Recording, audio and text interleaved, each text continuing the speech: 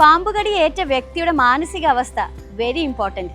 Tension ആവുന്നതും panic ആവുന്നതും നമ്മുടെ heart beat കൂട്ടുകയും രക്തയോട്ടം കൂട്ടുകയും ഒക്കെ ചെയ്യും.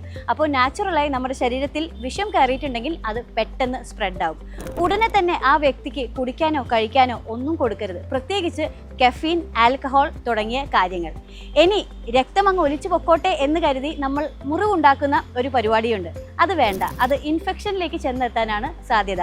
അതുപോലെ തന്നെ പാമ്പുകടി ഏറ്റതിൻ്റെ മുറിവിന് മുകളിലായി തുണി വലിച്ചു കെട്ടുന്ന രീതിയും ശരിയല്ല. പകരം വൃത്തിയുള്ള ഒരു കോട്ടൺ തുണിയോ ബാൻഡേഡോ ഉപയോഗിച്ച് ഒരു വിരൽ കടത്താൻ ഗ്യാപ്പുള്ള പാകത്തിൽ ആ മുറിവിന് മുകളിലായി ലൂസായി ഒരു തുണി കെട്ടുക.